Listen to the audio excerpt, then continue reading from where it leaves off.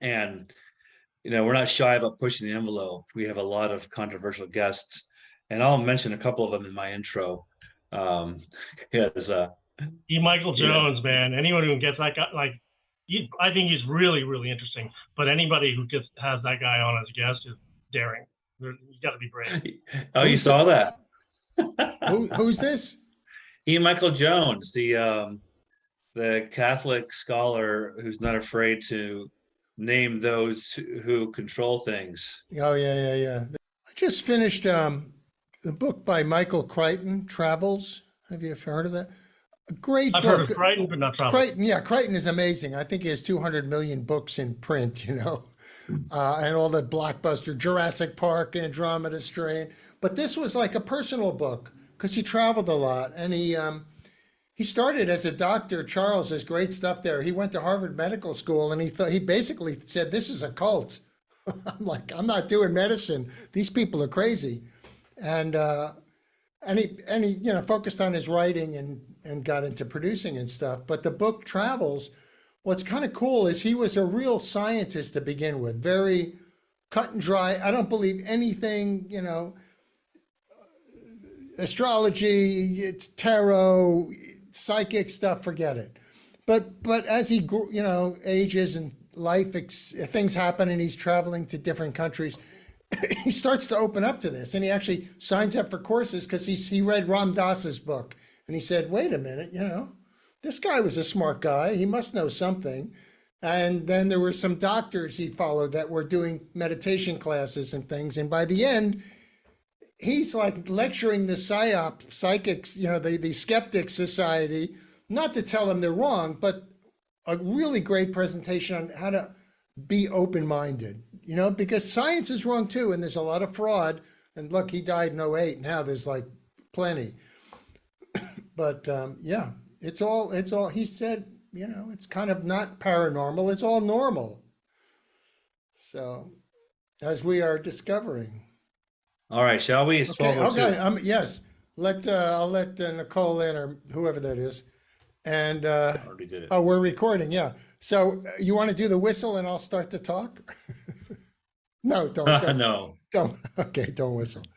Welcome. It is Thursday, time for the Freedom Hub Working Group program, and where we bring you a lot more that's out there, looking at pushing the envelope a little bit, from the esoteric to the etheric to policy and so forth, where there's more chance of censorship, et cetera. But we do this to open minds, to learn ourselves on what's available, what we might want to consider in our lives, and so on. We have a real interesting show for you today. The topic, as you read, is astrology, and that's something also I'm personally interested in and definitely believe in. I could go into the science behind it, but that's for our guest, and however that's going to work. In the meantime, if you're new to the channel, let me share our screen with you, our website, so you always know where to find us and look things up. And our URL is your-mp.com, as in your marketplace for health, wealth, and freedom, and cool stuff. So, and we have good stuff on health, but you can look at that later. Wealth, marketplace. You're going to click over to your media hub, and that will bring you to our weekly webinars, who we have coming up. Wednesday's show is more health business related, disruption, innovators, something we desperately need, as we all know. And then today, Thursday, do the planets influence your politics? And let me go down at the bottom here. You will find our channels, BitChute, Brighteon, YouTube, Rumble, where we post the shows afterwards. YouTube, of course, is a little more sensitive to stepping out of the box, so we always see after the shows. Now, let me stop the share and turn it over to you, Charlie, to introduce things. Thank you, Jim, and feel free to chip in as I kind of go through the intro. Sure. But the reason we're having Alan Lynn, the astrologist, on is because, as a fun way to end last year's train of shows, we had another astrologist on here at our Rumble channel that you can see there in the URL. And she was well recommended.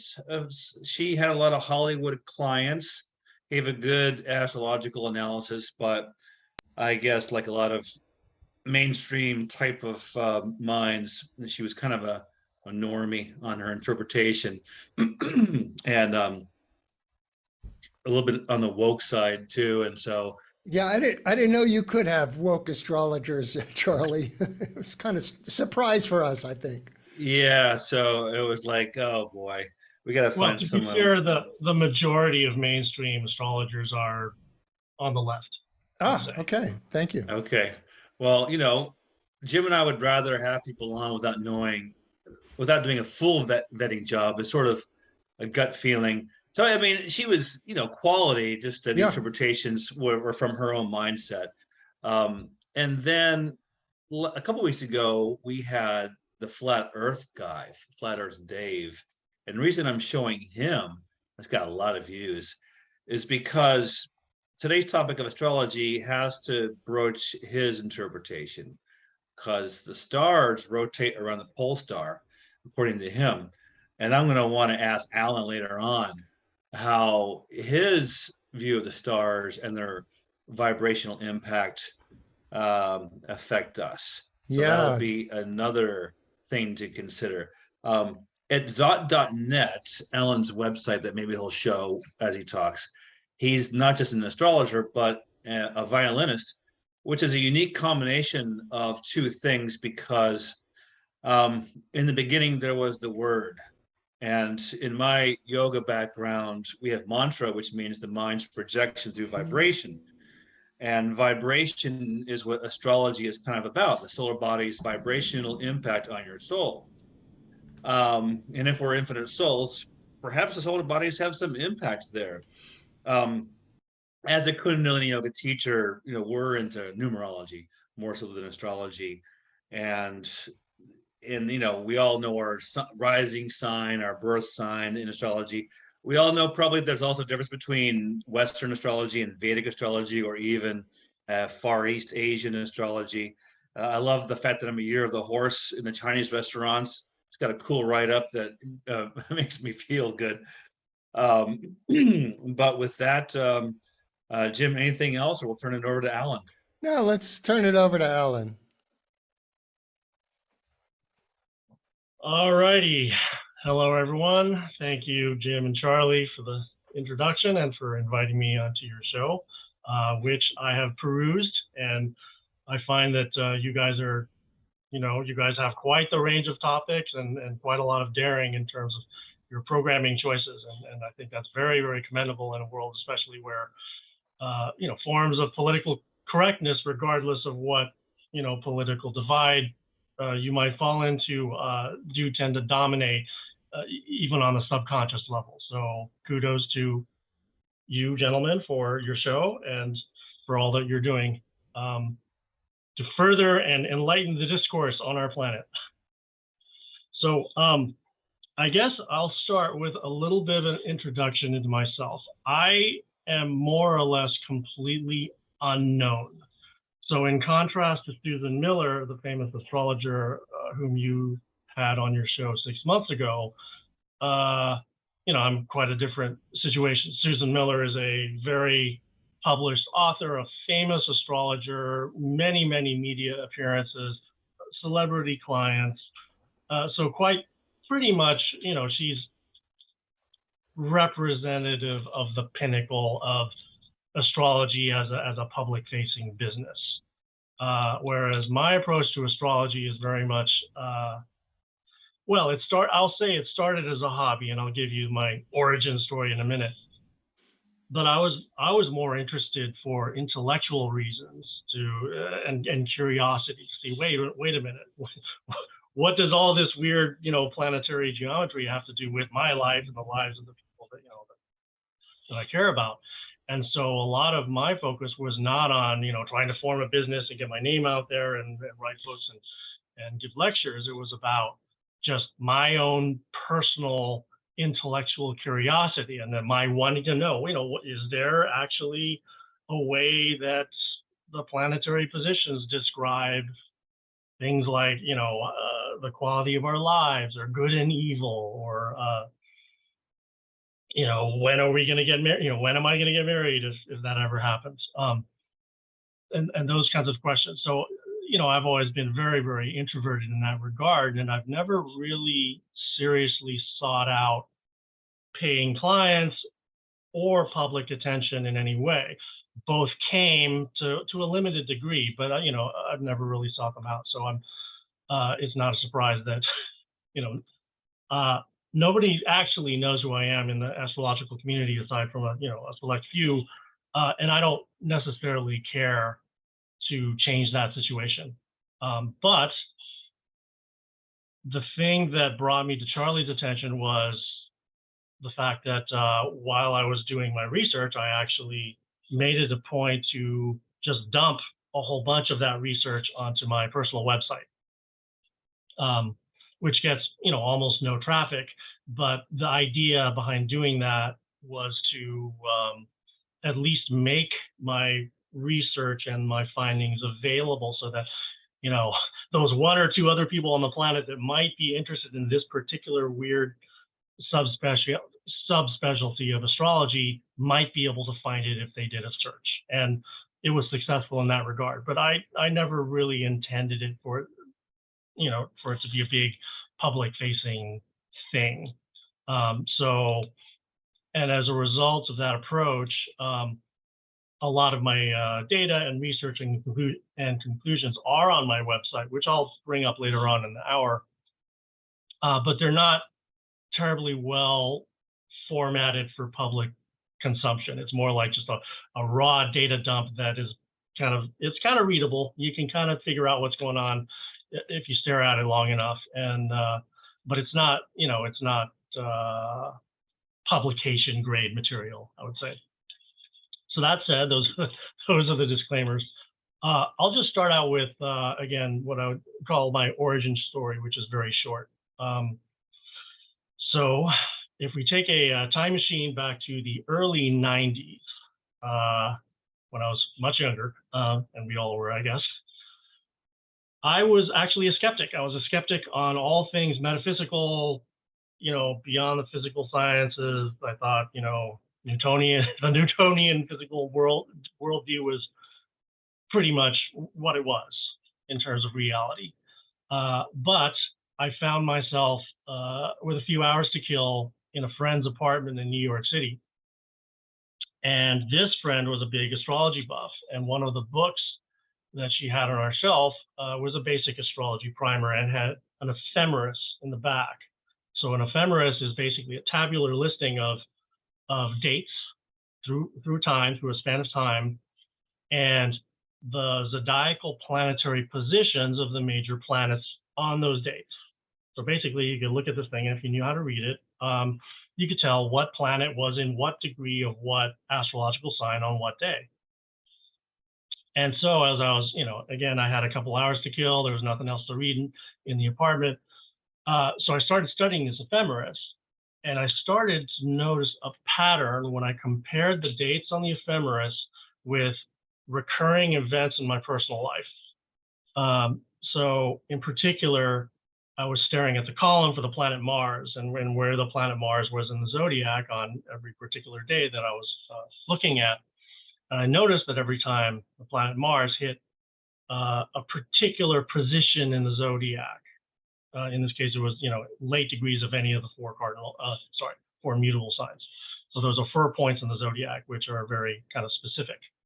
But every time there was a date when Mars was in that range, that corresponded nearly exactly with the date of a particular notable event in my own life. And it was something like a dozen such events that were hitting, dead on 10, 12 for 12. It was like 100% hit rate. And I thought, okay, I need to reevaluate how I think about this astrology stuff, because clearly, if you roll a die 50 times and it comes up head 50 times, or flip a coin, like something's going on. It's not probably just not a normal coin. Something's going on. So the deck is stacked in some way. So that started my journey into astrology from a more or less data-driven empirical perspective. So from that point on, I read books, I attended lectures, I did charts for my friends. I took some classes with some very good local astrologers, and I remained more or less under the radar. So fast forward to the late 2000s. So now we're around, let's say, 2007-ish. I've been doing astrology for a decade and a half as a hobby up to that point. And like many people around that range of time, I had started to become interested in libertarian political theory. And the context is, probably most of us remember, but it was like we had already had, 6+ years of George W. Bush and Homeland Security and war, and give up your rights if you love your country and all that stuff. And right around 2007, that was when the Democrats had just taken over the other two branches of the federal government, right? So in 2006, they had done this huge publicity push saying, if you don't like W. Bush, if you don't like the war, if you want your freedom, vote for us, and we'll overturn the entire W regime. And of course, what happened to those of us who remember is they won the elections, the midterm elections. They took over, the houses of Congress, and then all they did was just rubber stamp the entire George W. Bush program. And so from that point, me and probably, a million other people became very disillusioned with the two-party system. And as a result, we started looking around for different political philosophies. So, I started looking at the Green Party a little more seriously, and then other modes of thought. But then that was around the time when Ron Paul started launching his 2008 campaign. And by that time, the internet had started to become a thing. Alternative media had started to blossom. Alex Jones was starting to grow, his little corner of the world in quite a bit. And so it was pretty easy to sort of catch Ron Paul out of the corner of your eye and go, who is this guy? Why is he making so much sense? And why is he a Republican? So that dropped me into a bit of a rabbit hole of exploring what is libertarianism, what's going on, what's its philosophy, and what I discovered was libertarianism was a very robust, intellectually rich, kind of empirically defensible political philosophy that it just made more sense to me, at least, than anything else. So I really got into the weeds, Lou Rockwell, Rothbard, Mises, all this stuff, right? So, over the course of a few years, I became very conversant with the basics of that mode of thought. But being an astrologer, I became very curious about, well, okay, here's this libertarian philosophy, which is awesome, and I wish I'd heard of it earlier, because it seems to, let's say, be more relevant to the cosmic concern of good versus evil than many other political philosophies seem to be. And I thought, well, if astrology actually works, and libertarianism actually is, let's say has some inkling of the depth of, the cosmic battle between, the good and the not good, then there must be some way that astrology describes libertarianism or the lack thereof. There has to be some way to connect it. But the thing is that at that time, and even somewhat to this day, astrologers, by and large, haven't really come up with a system for mapping the solar system and the zodiac to modes and schools of political thought. It just hasn't been done. So, there are a few exceptions. Some astrologers in the 70s noticed, oh, wait, Democrats tend to be disproportionately Aries or Pisces, or Republicans disproportionately seem to have a Uranus on their chart that seems to stick out a little bit more. But nothing really empirically rigorous, nothing with huge amounts of data, so that you can point out the patterns across a very large data set and say, no, there's something here, right? So we basically just had a mountain of not even a mountain, a number of small hills of anecdotal evidence suggesting, okay, maybe there's a connection between astrology and political ideology. But I had the hubris and the ego to think, well, maybe I can make a dent in that. Maybe I could do something. And it wasn't so much my intellect or genius or anything else that caused me to find what I think is a very large dent in the problem. It was pure dumb luck.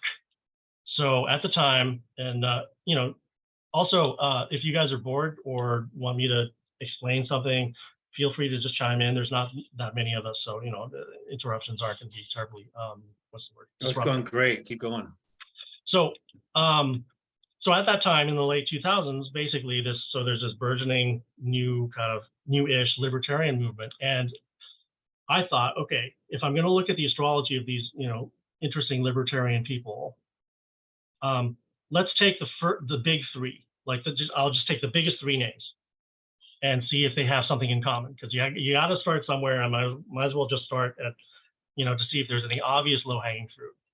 And so I looked at Ron Paul, G. Edward Griffin, who at the time his book on the Federal Reserve was being heavily promoted, and Lou Rockwell, who at the time, and I think still probably runs kind of the biggest libertarian commentary website in existence. So I figured those three guys. So if there's anything to the theory that astrology can connect to libertarianism in any way, there has to be something in the chart of those three guys that's common and fairly obvious. So so I looked at their charts, and lo and behold, they all have one identical astrological aspect on all three charts, which is to say that from the position of the planet Earth on the moment that, or the day that these three guys were born, so 3 separate birthdays, you had the Earth, the Sun, and the asteroid Pallas Athena in a straight line. So that's called an astrological conjunction in astrological parlance. So basically, if you looked at an astrological chart, you see the Sun and the asteroid Pallas in the same position, within 10 degrees. And so I thought, okay, this is weird, because I wasn't expecting to find something immediately, but I did. And clearly, if this idea that seems to be coming out of the data holds, then the thing to look at is this asteroid Pallas, P-A-L-L-A-S, named after the classical goddess Pallas Athena, goddess of wisdom. So from that point, I started looking at more libertarian charts. And then conversely, I started looking at the most anti-libertarian charts I could find. So, so George W. Bush and Dick Cheney over here, and then Ron Paul and Rothbard on the other side, and so far and so forth. And as Charlie has seen, because it's through the website where I posted my data that he came up with the idea of inviting me to speak. I ended up with hundreds and hundreds of charts. Now the data set is close to 2,000-3,000, but on my website there's probably around 400 or 500 charts. And what it turns out is that Pallas Athena, this asteroid, directly and fairly clearly is associated with a person's sort of potential for libertarianism or the opposite of libertarianism. And because so if you get into the, and you guys probably all know this, but if you get into sort of the intellectual basis of libertarianism, like not just the outer form of let's all be free, right? That's kind of the outer form. The inner form is do no evil, right? Tu ne cede malis, right? So from Mises's slogan. So So again, and I alluded to this earlier, libertarianism seems to be directly like very, very concerned on the inner levels with good and evil. And libertarianism and the lack thereof, so good and evil, do seem to be clearly reflected, or at least the potentials for good and evil seem to be clearly reflected in natal astrology, the astrology of birth charts. So here's the shocker, which I did not post in an obvious way on the website. It turns out that the things that drive you towards what we would call good, meaning in our case, refraining from evil. So there's three of these factors. And astrologically, these are, they all connect to Pallas Athena, and astrologically, these are the Sun, Mercury, and the North Lunar Node. So symbolically, I would call those the monarch, the messenger, and the motivator, just because those are poetic ways of describing the astrological purposes of those three astrological bodies. Now, on the side that drives you towards, let's say, evil, for lack of a better word, the planets were Pluto, Jupiter, and the South Lunar Node, which I could rename as being the devil, the demos, or the people, and devolution, meaning the force that drives you away from, moving forward. And so I was in denial for years about this, but I thought there's something weird about this, because you've got trinities on both sides. One trinity sort of pushing you towards the good, and the other sort of pushing you towards, not the good. But eventually, I came to conclude, no, this is not an accident, that this directly maps onto the Christian cosmology, which took 1,000 years to form after Christ came and went, probably over 1,000 years to form. But ever since then, it's been very solidly ensconced, which is to say that, the good Trinity or God is, the Father, the Son, the Holy Spirit. We all know this, which directly map onto the archetypes of the monarch, the messenger, and the motivator, as I've been casting them. And on the evil side of the equation, the Christian formulation is devil, flesh, and the world, which in my mind directly map onto devil, demos, and devolution in the way that I currently describe it in my own brain. So there's something really weird going on here. Like there's some way in which the Christian cosmology actually seems to describe the mechanistic, geometrical, astrological way that the universe seems to structure good and evil. So I found that incredibly just bizarre and strange, and it really kind of threw my mind for a loop. But in terms of, and I think I'll go a little quicker on the last 2 points and open it up to questions. So libertarianism was something that, after a couple of years of pouring through a couple thousand charts, like I figured out, like, pretty much, I think I know what it is, astrologically speaking. It's this Pallas thing with the three trinities on either, two trinities on either side of the asteroid. So I figured out, well, if I'm going to fully map out the political spectrum, I need other factors, because you can have left libertarians and right libertarians, and same with authoritarians. You can have left and right, and those were actually a lot easier to figure out because part of the work has already been done. So in the same way that Pallas or Pallas Athena is ethics, or good and evil, or logos, you could say, Venus has always been regarded by astrologers as being value, or economics, or property. And so it was actually really quick to figure out, oh, okay, yeah, when Venus is configured with factors that make things less solid, in this case, Neptune or the South Lunar Node, that drives you economically to the left. Similarly, if Venus is configured with the North Lunar Node, which tends to make things more solid and real, or distinct, maybe not real, maybe that's the wrong word, then that tends to drive you closer to the economic right, or or towards capitalism. Similarly, so that's the economic dimension. So now we have ethics and economics. The third dimension is culture. So I have a three-dimensional model of the political spectrum in the same way that there was a three-legged stool of conservatism in the 80s, where they thought there were three dimensions of politics that actually brought conservatives together. So the third dimension in my scheme would be culture and nationalism. And that would be, according to just mainstream astrological symbolism, that would be controlled by the moon.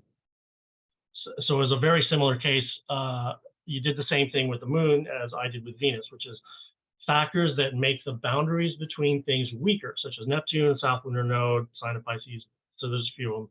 When configured with the moon, make you more, culturally liberal and less nationalist. Whereas if you put the moon in Cancer or at the top of the chart, or configured with the North Lunar Node, then you would experience a much stronger tendency to be culturally rigid and nationalistic. So now you've got three dimensions of kind of political thinking centered around these three feminine planetary archetypes: Pallas Athena, Venus, and the moon, Luna. And so what I have on my website, which I think I might as well just show it to you guys now,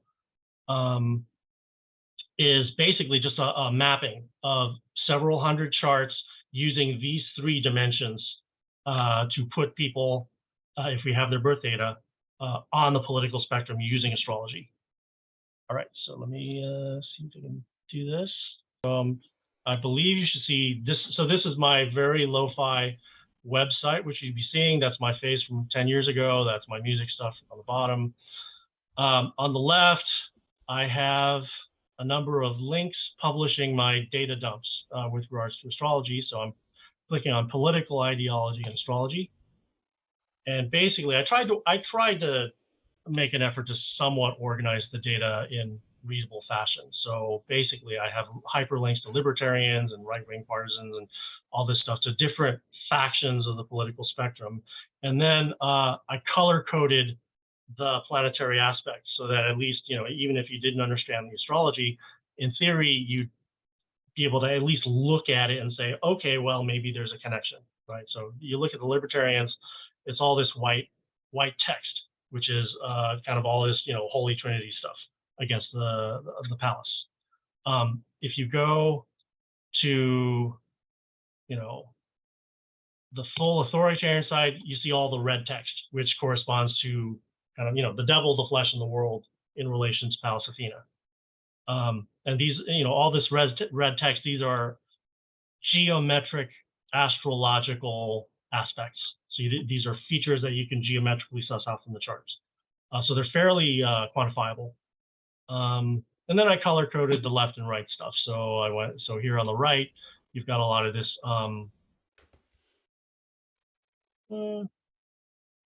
You've got a little bit of this green color.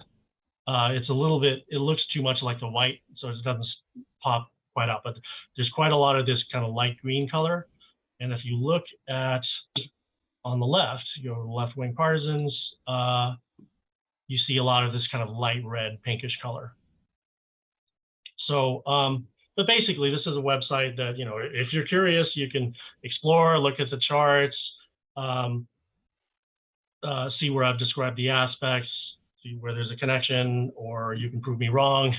But that's basically the bulk of my website with regards to the current topic. So that might be a good time to start opening things up. I probably went a little over as far as my exposition, but I hope it wasn't terribly. You're perfect. Perfect timing. Actually, have you used this? I'm going to start with a quick one. Have you used this for determining, for example, if somebody who says they're on the left is really on the right, or vice versa, or, there's a lot of political posturing and there's a lot of lying too. We know that. But this seems like it might also be a good tool to look up, or to be able to present to people maybe even make it available and say, okay, you can look them up here. And is this real or not? You know, or is what they're saying truthful, or are they inclined towards this way or that way?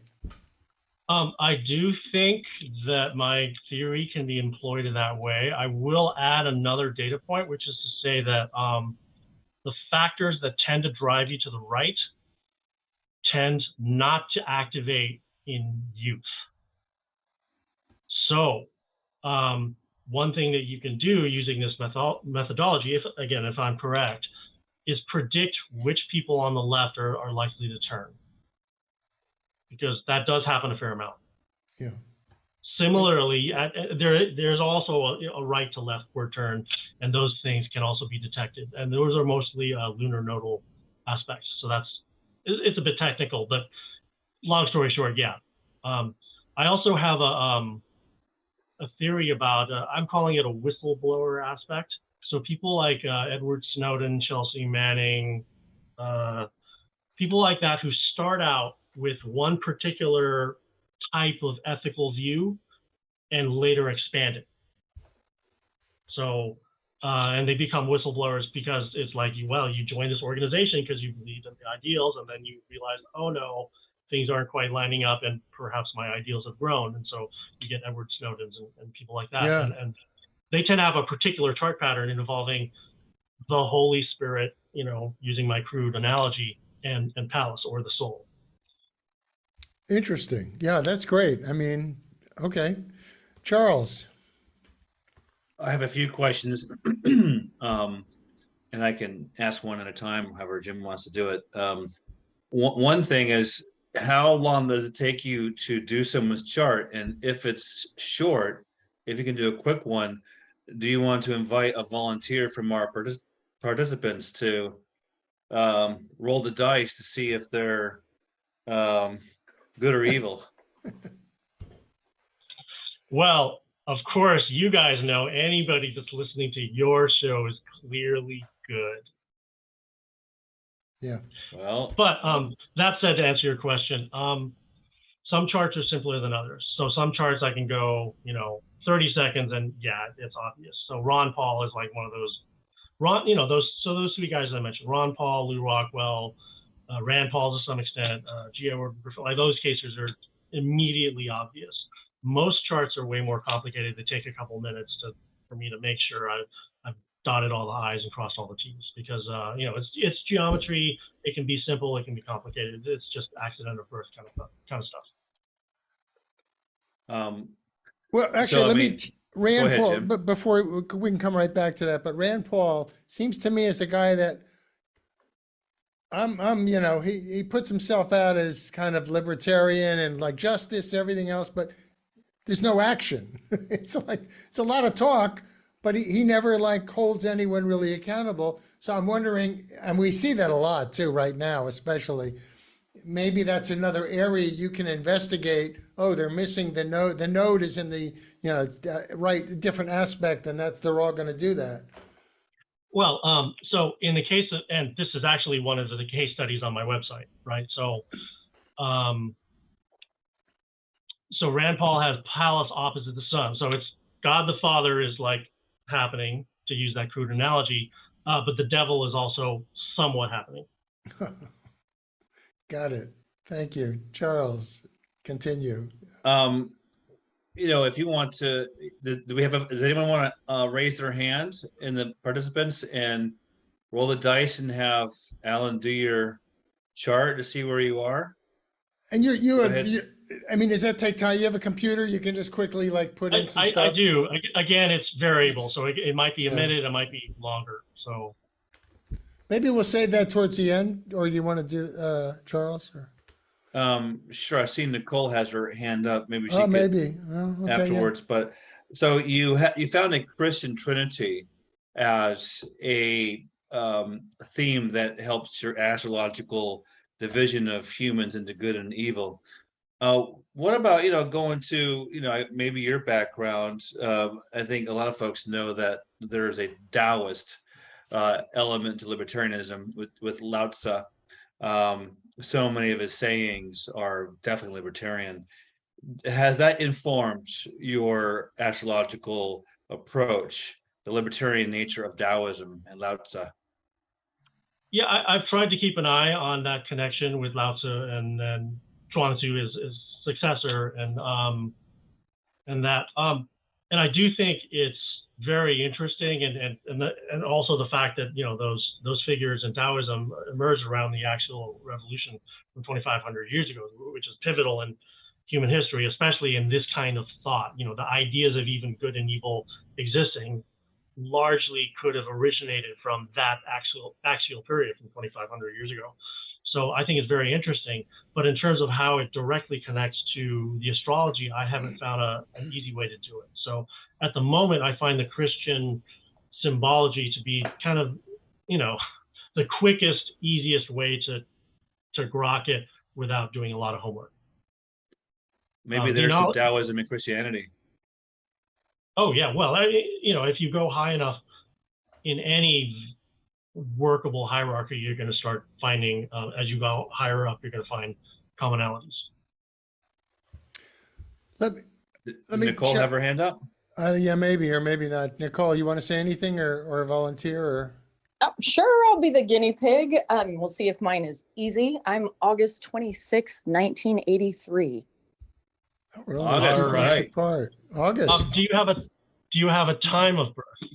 I do. I believe it was 10:48 at night. Okay, I'm going to ask you again in a minute. So I've got 10:48 p.m. And what was the date again? August? August 26th, 1983. I'm a terrible typist. 1983 at 10:48 p.m. Where? In Livermore, California. Livermore, California. Awesome. So let me. It's sounding kind of bad, Nicole. You may be banned if you don't qualify. You don't get a good reading. No. Yeah, we're cutting her. You're gonna cut her out. All right. So I'm gonna share my. Okay. So Nicole told you on the terrible side. So I'm gonna get the right house system in there, Porphyry. It's not the right house system. It's my house. Is the one I used. So. All right, here we go. Assuming you can all see this.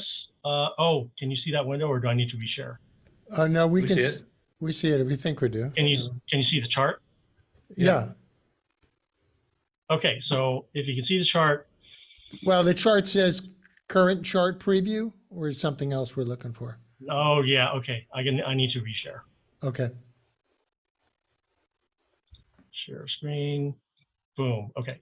So that should be news. Okay, yeah. So this is that's good. What we think is Nicole's astrological charts, August 23, 1983, 10:48 p.m., Livermore, California. We've got a Sun-Venus conjunction at the bottom, which is traditionally associated with beauty, grace, femininity, all kinds of awesome things. That's besides the point. We're looking for Pallas. So Pallas is up here in the 9th house. Pallas forms it's a trine with the Sun-Venus conjunction, but incidentally, that tends to be something like a sign of potential, like very strong charisma or charm.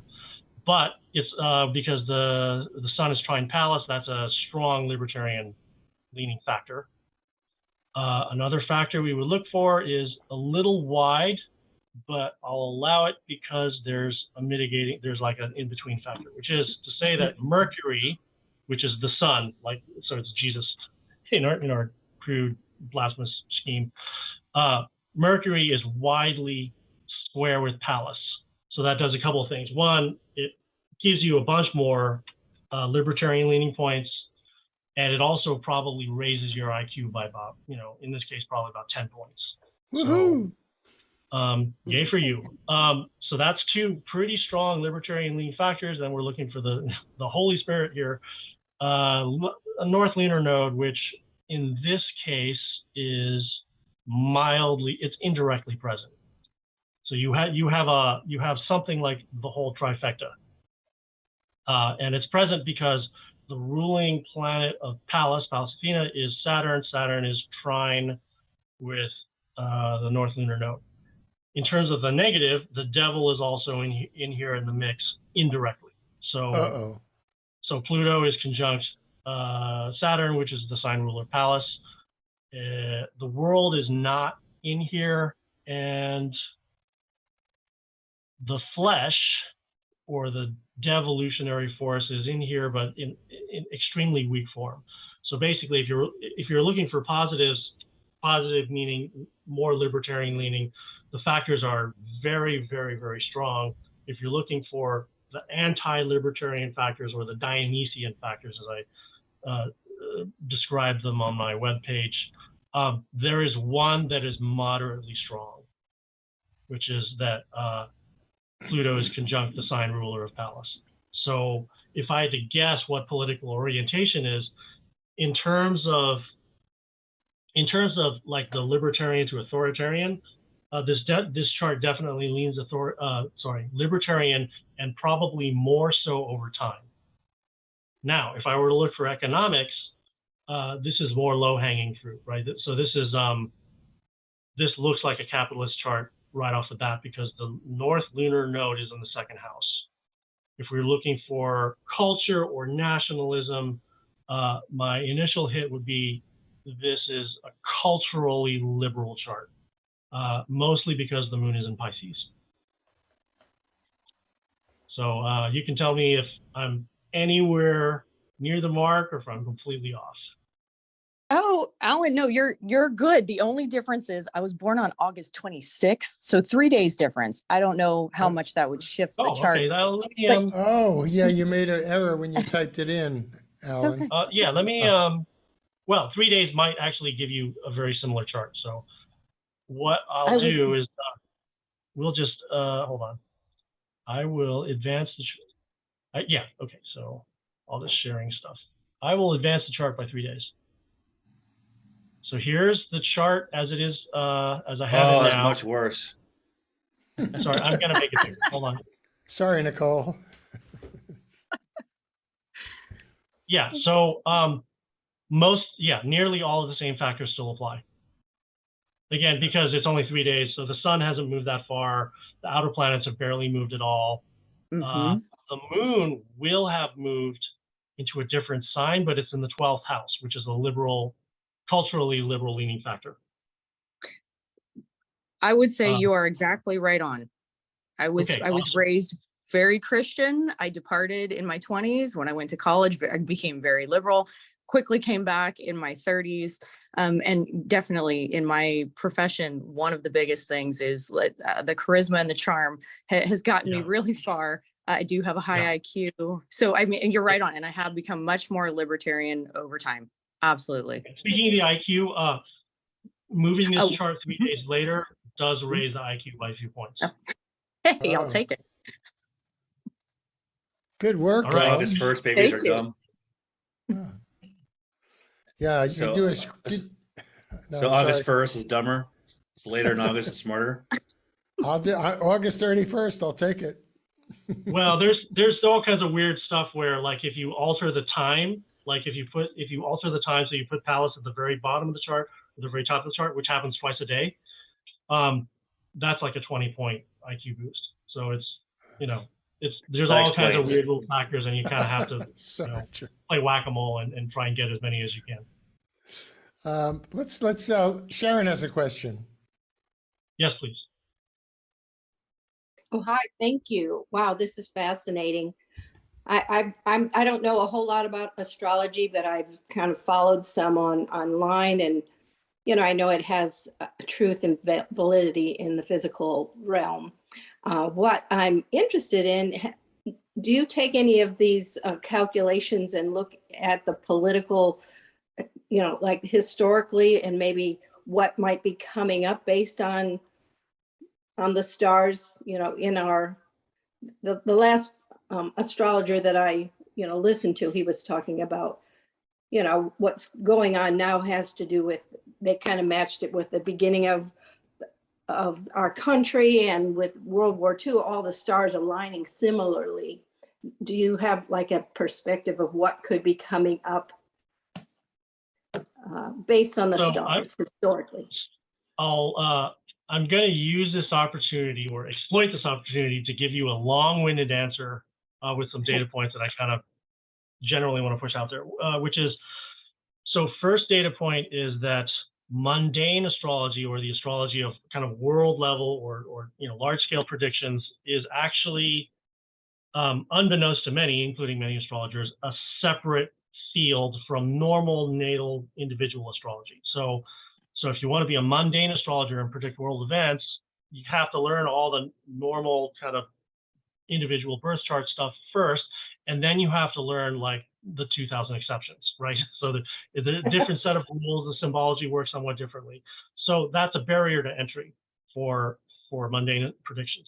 So the second thing is that there's so much data, and history and human society itself are so complicated that it takes a huge investment of time and energy, even if you have the skill set to do mundane astrology, to stay on top of things sufficiently enough to be able to do good predictions.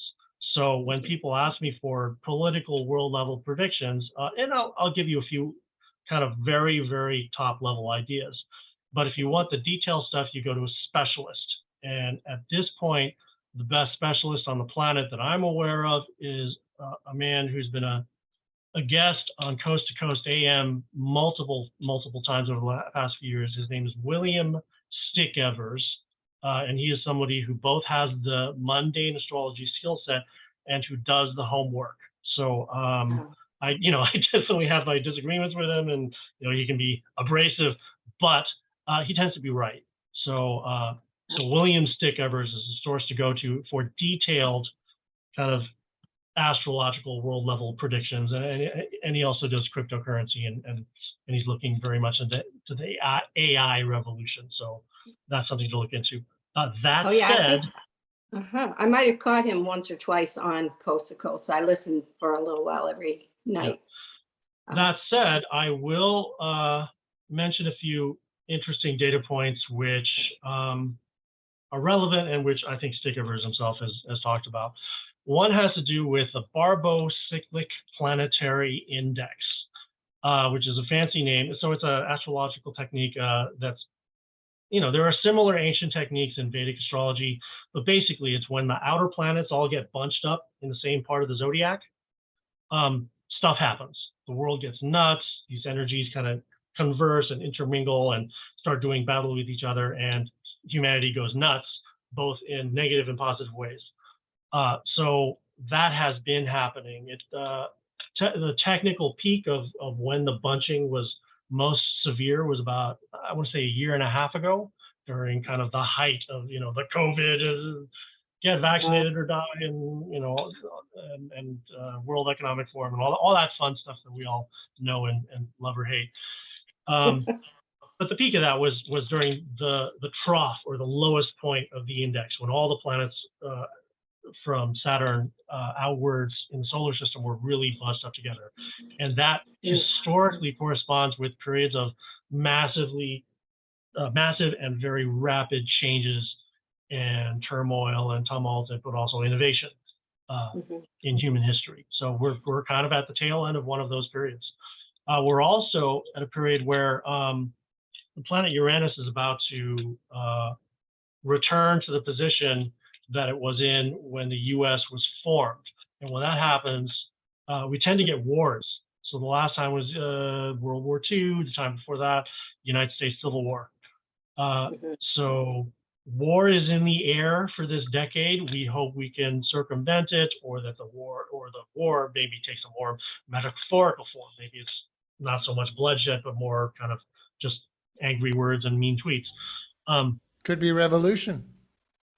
Could be. Well, and the other thing, and maybe I'll end my response with this, the US has gone through or is currently going through the tail end of a Pluto return. So Pluto has this gigantically long orbit. It's like 240 years or so.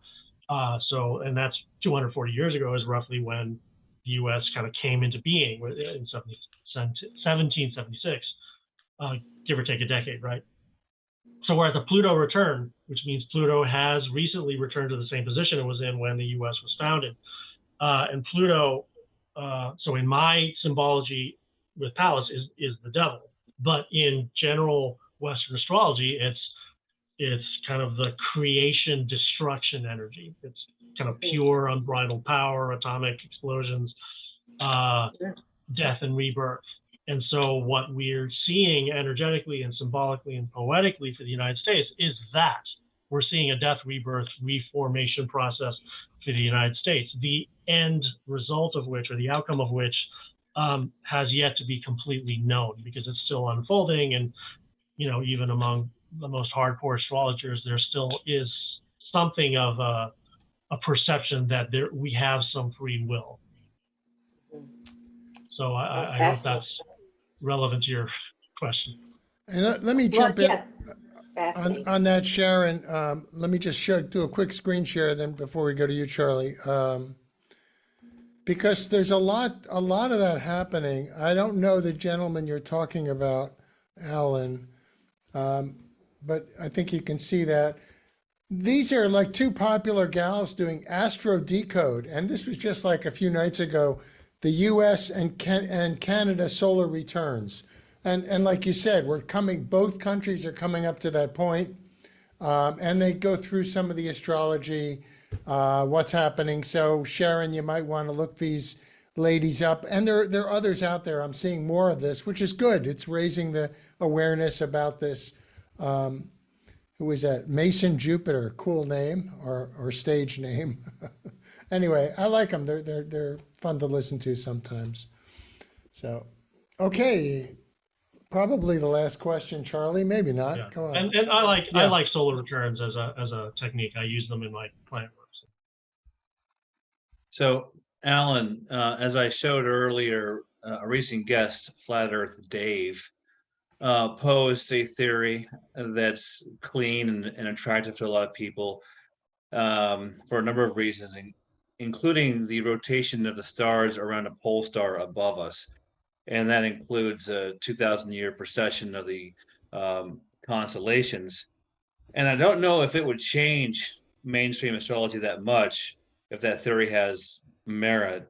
And you know, they see the planets up there as sort of plasma kind of shimmering solar bodies of some sort, and then I guess they have a sequence that allows for astrology from that theory as well. Have you thought about that? It all, does it change your thinking, or, you know, I just thought I'd ask you that question because, you know, it was a pretty provocative guest. That's a good question, actually. And I was wondering when he showed somebody apparently filmed from, you know, their airliner, one of the pilots or co-pilot or something, their trip like from across the sea and somewhere. And at least in this video, he says the stars didn't change. And if we're going, they moved east to west. They didn't go. It was a northern hemisphere flight to the southern hemisphere. And on Google Earth, the stars go above you to bolster the globe theory. But in the time lapsed camera, the stars didn't go above. They went west to east or east to west, as if on a plane, you know, flat plane. Anyways. Yeah. So what are your thoughts on that, Alan? Or? You know, I haven't really looked into the flat Earth theories enough to be able to comment very intelligently. What I'll say is that the nature of reality itself, I think, remains largely mysterious. Anyone who claims to know the thing or the true reality, I think, is jumping to conclusions. And you know, maybe they're right, maybe they're wrong. I think, you know, I have thought about the question of is the Earth flat or not? And I think my answer to that question, if somebody were to ask me, is the Earth flat or is it round? Well, I would say, well, it's round if you're thinking in terms of kind of mainstream geophysics and what we know about the physical universe, and even astrologically, the kind of the round theory of the world I mean, it's elegant. It makes things easier to understand. You don't have to do these weird epicycle things that they used to do, you know, before the solar system theory. That said, walking around experientially, the world is clearly flat. right? I live in a flat universe, so do you, unless you're an airline pilot or an astronaut or a mountain climber, you know, with those exceptions, we're all on a flat planet, whether the planet is physically flat in the cosmic sense or not. Yeah. Hey, actually, that reminds me, Charlie, in Michael Crichton's book, he climbs Kilimanjaro and maybe another mountain as well, but 18,000 feet. And he remarks that as he looks out over this amazing vista, he was so high he could see the curvature of the earth. So I'm going to have him call Dave. I don't know, you know. Anyway, Alan, any words to wrap up, or at least let us know, let people know how they can reach you again, your website or Twitter or whatever you're doing these days. Yeah. So I guess I'll just bring my my lo-fi website back on screen for just a moment. Here we go. And so this is so this is the political stuff page, and here's my homepage. It's zot.net. That's an old nickname from when I was like 12 years old. zot.net is my website. It's got kind of my music activities, which are outside of the scope of today's discussion, and my astrology stuff is at the top. Okay, and there's contact information or contact. Yes, contact is here. It's my email. Yep. Okay. And you know, so anyone can feel free to contact me. I do astrological consultations to people who want them, and you know, I'm always happy to talk about this kind of stuff. So Alan, what is the significance of what you do? Why is it so important that folks consider this aspect of life to be important? I don't know that it is globally important to everyone.